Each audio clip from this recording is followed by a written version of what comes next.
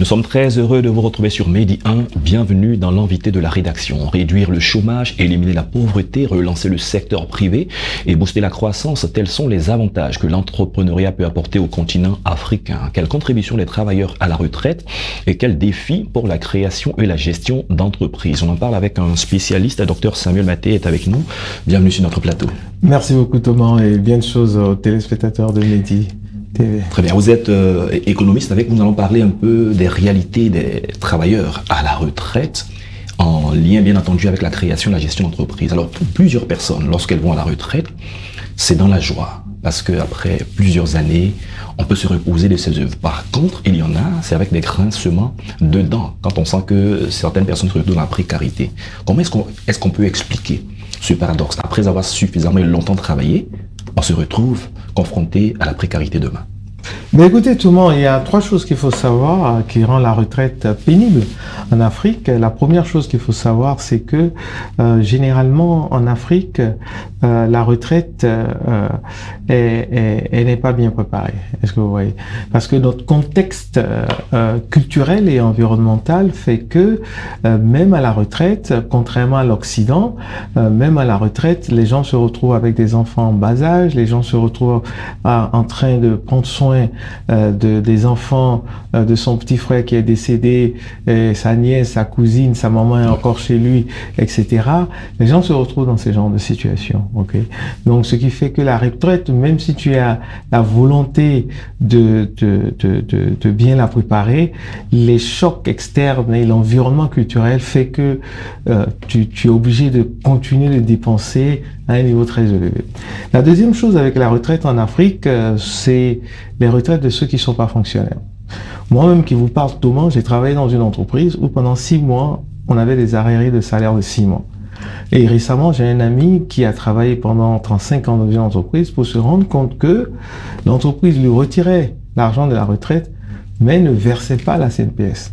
Donc, quand après sa retraite, il est parti pour demander sa retraite, on dit, monsieur, votre entreprise n'a jamais versé de retraite pour vous. Donc, ça veut dire qu'il va se retrouver sans salaire. Exactement. Et on a beaucoup de cas comme ça. Et ensuite, ce qu'il faudrait noter, c'est que la retraite, au fait, c'est quelque chose qui se prépare et qui a la possibilité de générer des revenus. C'est aussi ce qui manque. Elle se prépare dans le sens que pendant que vous êtes en activité, il faut penser à faire des économies, il faut penser à épargner, etc. Pour pouvoir préparer votre retraite.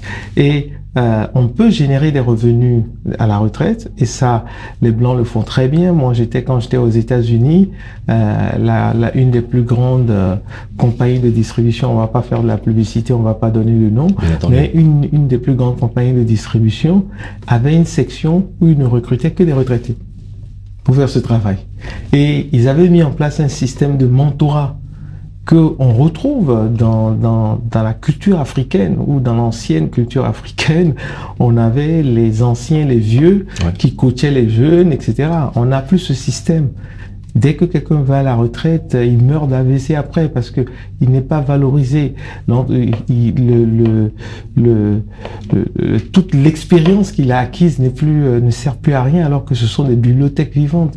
Donc voilà un peu ce qu'on a avec le problème de retraite. Est-ce que pendant qu'un travailleur est en service, il peut déjà penser à la création d'une entreprise, de telle sorte qu'une fois à la retraite, il puisse continuer de développer cette entreprise? C'est ce qu'on conseille, c'est ce que nous on fait avec ceux qui viennent à la FAFED pour notre ONG pour se faire accompagner. Donc on a des formations, on a des accompagnements sur mesure, etc. Mais il faut savoir, encore une fois, raison garder. Dans le cas, par exemple, de beaucoup de fonctionnaires, si vous êtes fonctionnaire, c'est-à-dire si vous travaillez pour l'État de Côte d'Ivoire ou l'État de votre pays. Il y a des choses qu'on ne peut pas faire pendant qu'on est en service. Oui, si vous êtes fonctionnaire et que vous êtes en service, vous ne pouvez pas créer l'entreprise, sauf dans le domaine agricole. Voilà ce que la loi dit en Côte d'Ivoire. Et je pense que cette loi est similaire dans beaucoup de pays. Mais par contre, votre femme peut gérer l'activité, vous pouvez créer ça au nom de votre femme. Après, le problème, c'est que si elle part avec un autre, donc il faut, il y a des choses comme ça que les gens font. On peut le faire. Est-ce que finalement, quand on part à la retraite, avec le poids de l'âge, on a toujours la même force pour pouvoir démarrer une activité quand on sait que beaucoup de retraités, parfois, se retrouvent être des personnes du troisième âge. On se repose à la retraite. S'il faut venir encore monter une entreprise, est-ce qu'il y a de fortes chances qu'on y arrive? Non, c'est pour ça que, justement, vous avez parlé du poids de l'âge. Ça, c'est le titre de mon récent ouvrage que je suis en train de dédicacer actuellement dans une structure de distribution de la place. Il y a ce poids, il y a des choses qu'on ne peut plus arriver à faire. Tu peux plus courir aussi vite que quand tu avais 20 ans, 30 ans. Donc, c'est pour ça, généralement, nous commençons, nous disons aux gens qui vont à la retraite que l'entreprise, quand tu veux être entrepreneur ou avoir une activité génératrice de revenus durant ta retraite, il faut la commencer durant la période de pré-retraite. C'est-à-dire que entre 1 et 3 ans avant la retraite, il faut commencer et il faut impliquer tes héritiers, il faut impliquer ton enfant, il faut impliquer ceci pour qu'ils prennent connaissance de l'affaire et tout, etc. Et que si le malheur vous arrivait, il y a quelqu'un qui est capable de prendre le relais.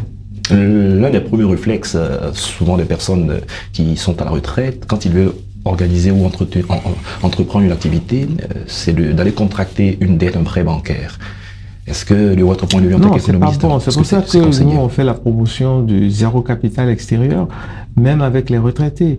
Parce que aujourd'hui, si vous allez contracter une dette dans un circuit normal, parce qu'aujourd'hui, il y a un phénomène, on avait appelé en Côte d'Ivoire les phénomènes d'agro-business. Aujourd'hui, on a les phénomènes des sites internet de prêts en ligne illégaux, qui ne sont pas les prêts en ligne des banques traditionnelles ni des opérateurs mobiles, mais des sociétés X qui s'ouvrent sur les prêts en ligne et qui anarquent.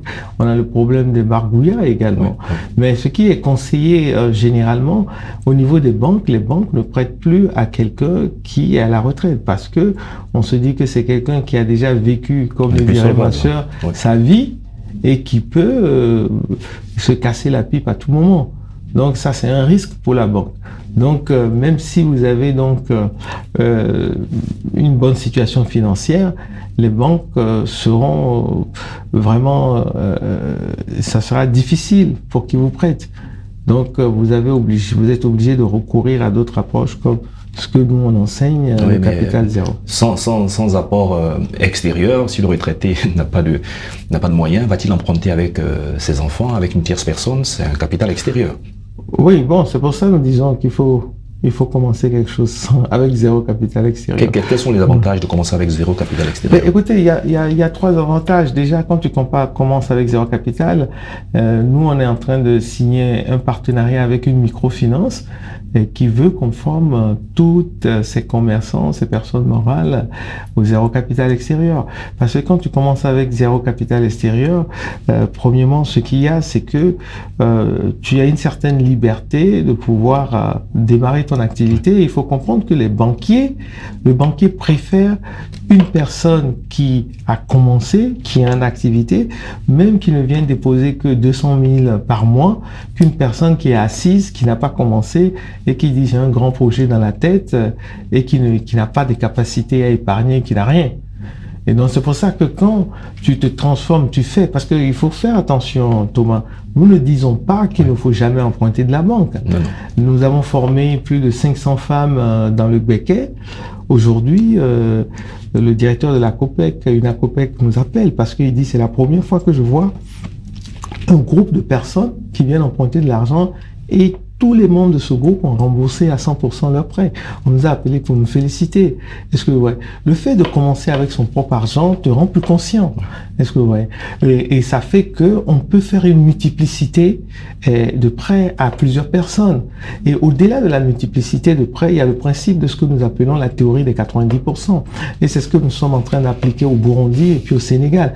Les statistiques nous disent que tous les programmes d'entrepreneuriat, d'aide à la génération d'activité, à l'activité génératrice de revenus dans les pays ne touche que 10% de la population.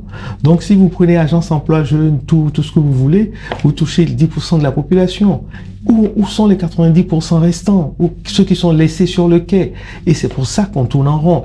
Et quand j'étais parti à Dakar, et le maire de Dakar m'a dit, mais écoute Samuel, moi j'ai un incubateur, je recrute 155 jeunes Sénégalais par an dans mon incubateur. À la fin, je leur donne 1 million chacun, ça fait 155 millions. Mon incubateur marche. Je sais pas ce que tu peux m'apporter. J'ai dit, monsieur le maire, ce que vous faites ne m'intéresse pas.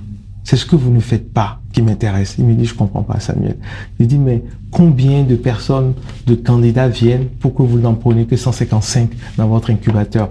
Il me dit, je reçois entre 4 000 et 12 000. On a même reçu 12 000. J'ai dit, mais donc, 12 000 personnes viennent ici pour que vous déposiez des candidatures. Vous en retenez 155 et les 11 845, vous en faites quoi? Très bien. La question reste posée. Merci, docteur Samuel Maté. Je rappelle que vous êtes économiste. Avec vous, nous avons parlé de la création d'entreprises et nous avons vu les réalités chez les personnes retraitées. Merci d'être passé sur notre plateau. C'est un plaisir, Thomas. C'est toujours un plaisir.